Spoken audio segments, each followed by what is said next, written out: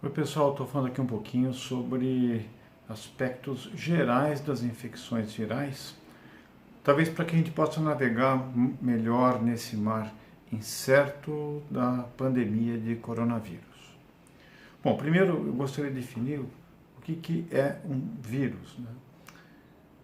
Eles talvez tenham surgido há cerca de 3 bilhões de anos atrás e há dúvidas se eles são seres vivos porque são incapazes de se multiplicarem por si próprios. Ou seja, o vírus tem que utilizar a maquinaria celular do hospedeiro que ele infecta para poder sintetizar seu próprio material genético e sua cápsula proteica.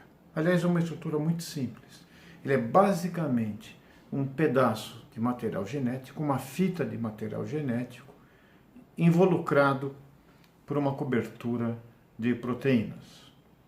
Esse material genético ele é ou DNA ou RNA.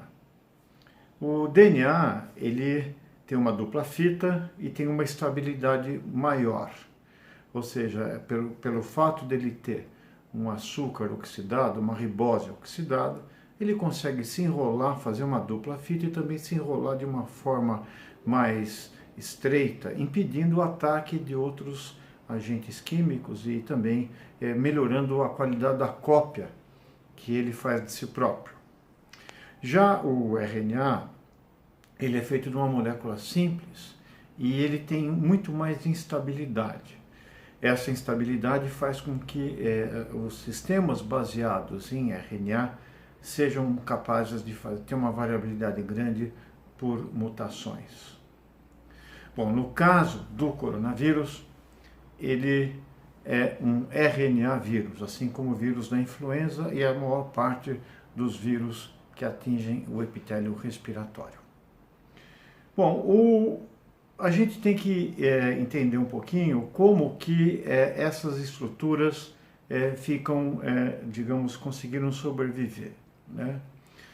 Primeiro, o vírus, a estrutura geral dele, ele é uma estrutura, como no caso do corona, ele é uma estrutura que possui, então, receptores na sua membrana externa, na sua cápsula externa, que vão se ligar a moléculas do nosso epitélio respiratório. Eu vou falar dos vírus respiratórios. Então, eles têm como se fosse uma chave que encontra fechaduras específicas do nosso corpo. Essas fechaduras, ao serem viradas, ou seja, quando essa chave do vírus entra numa fechadura das nossas células, ela também vira um botão de uma enzima que perfura a membrana celular. Ao ser perfurada a membrana celular, permite que entre o material genético do vírus, que passa a sequestrar a célula. E a célula deixa de trabalhar para si própria e fazendo várias cópias do vírus, porque ele por si não consegue fazer sozinho. Esses vírus são produzidos então no meio da célula infectada e essa ao morrer pela ação do próprio vírus, libera no meio interno novas cópias que vão então se multiplicando dentro de nós mesmos. Bom, e precisa sair, né? E aí que existe uma pressão evolutiva nos vírus para eles saírem e colonizarem outras pessoas. Porque vamos ver, os vírus eles podem sair do nosso corpo e atingir outras pessoas por alguns mecanismos. O primeiro deles, como é o caso do corona e da gripe, não existe da gripe da influenza, não existe um vetor. A transmissão é interpessoal. Então, quando você tosse, os vírus, por serem muito pequenos, eles conseguem ficar em várias partículas de vários tamanhos. As grandes, aquela que a gente vê quando o indivíduo espirra, elas ficam pouco tempo em suspensão, não mais que 1 hora. Mas existem partículas submicrométricas, ou seja, inferiores a 1 milésimo de milímetro, que podem ter um tempo de voo até de algumas horas. Então, dependendo das condições da ventilação, da temperatura e da umidade, uma pessoa que espirre ou tussa num ambiente fechado pode fazer com que o vírus fique em suspensão por algum tempo. Ou seja, o vírus sai de um hospedeiro, foi tossido por um hospedeiro, e ao você chegar naquele ambiente, você pode encontrar o vírus e nem ver a pessoa de onde ele saiu. Bom, existe uma outra forma de transmissão, que é por vetores, como é o caso da malária, da febre amarela, perdão, que você transmite, você precisa de um inseto, o dengue, o chikungunya, e também existem vírus que ficam esperando a gente no meio livre, ou seja, eles conseguem sobreviver um tempo razoável em superfícies, e com isso você pode tocar nessa superfície, levar a mão aos olhos, à boca, ao nariz, e você consegue então ter uma transmissão do vírus por via indireta. No caso específico do coronavírus, ele é predominantemente por via respiratória, mas ele pode ficar em vida livre pelo menos algumas horas e, dependendo do ambiente, até alguns dias. Mas o principal mecanismo de contágio para a maior parte das pessoas, é a transmissão por via respiratória. A transmissão por contato ela é muito mais importante para profissionais da saúde, que manipulam diretamente roupas ou o próprio corpo e secreções das pessoas infectadas. Bom, o vírus também, quando ele quer ter sucesso, ele tem que modular a sua toxicidade, a sua virulência. Por exemplo, se o vírus for muito letal, ele vai ser eficiente, ou seja, ele é capaz de penetrar com muita eficiência e se transmitir, mas ele induzir uma doença muito grave, muito rapidamente letal, ele vai ser limitado no espaço. Um exemplo disso é o ebola. O ebola ficou circunscrito durante décadas no interior da África, porque as pessoas contraíam o vírus, morriam ali mesmo, e a doença não tinha chance de ter uma grande distribuição geográfica. Ela passou a ser de risco no momento que, por força da plantação de frutas na África, por vários países, começou a se estimular negócios de frutas, o morcego, que era o reservatório que se alimenta de frutas, começou a chegar perto do aeroporto. E isso fazia com que voos relativamente curtos pudessem levar o vírus para outros continentes, muito mais densamente povoados. Por outro lado, se ele for muito manso, ele não vai conseguir infectar o organismo e vai desaparecer. No caso do vírus da influenza, que causou pandemias, e do coronavírus e das variantes dos coronavírus atuais, eles têm um bom balanço entre letalidade e contagiosidade.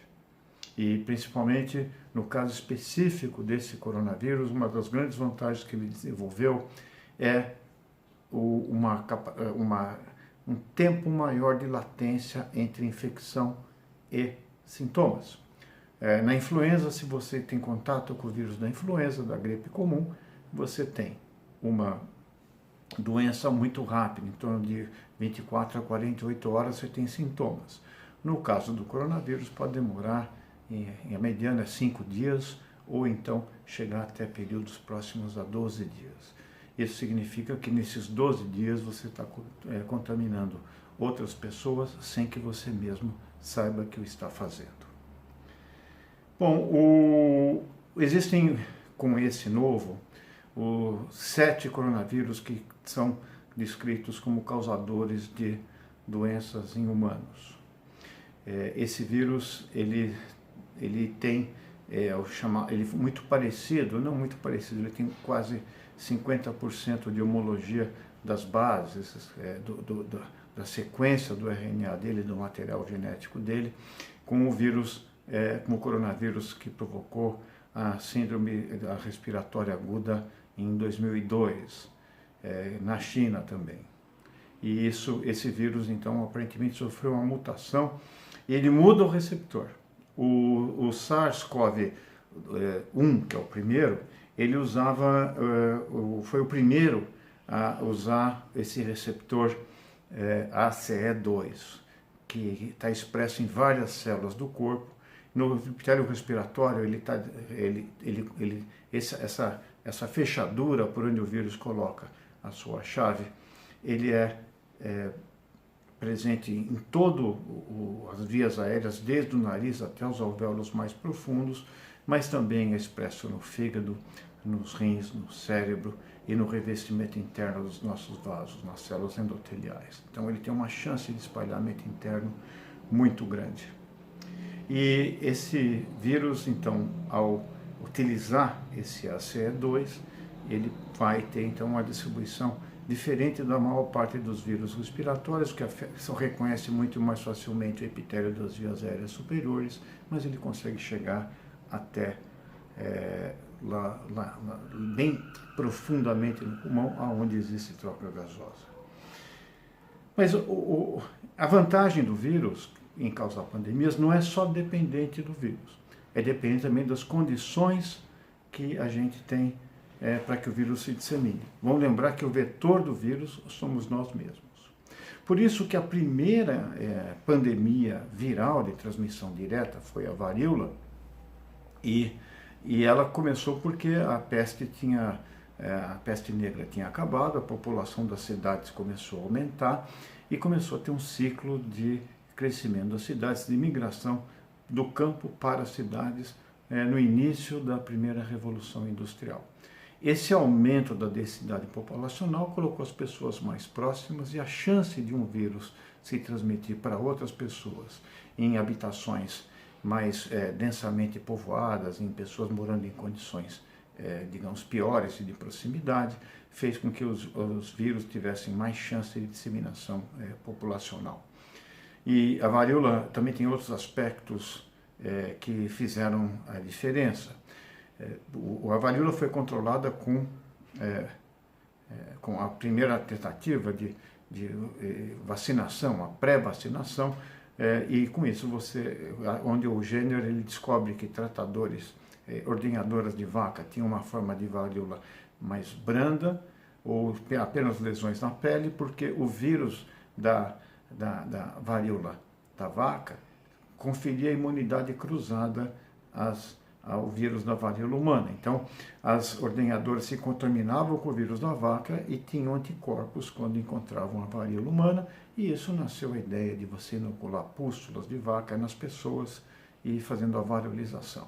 E isso foi, digamos, a primeira tentativa médica de combater uma epidemia viral. E com isso a varíola foi razoavelmente controlada.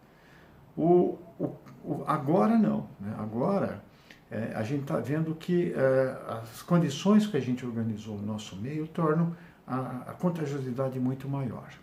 Ou seja, não é dependente só do vírus, o fato de você ter uma pandemia não depende só das características do vírus ou da fragilidade do hospedeiro, depende de adensamento populacional e viagem. E isso está ficando cada vez mais frequente. No século XX, nós tivemos duas grandes pandemias virais.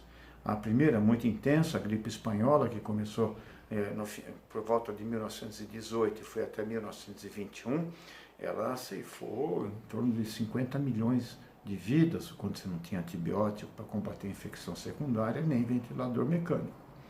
Agora, depois tivemos em 1957 a gripe asiática. Este século nós já tivemos na China o SARS, a síndrome respiratória que aconteceu na China em 2002. Depois, em 2009, tivemos uma variante da influenza, o H1N1, que se tornou pandêmico.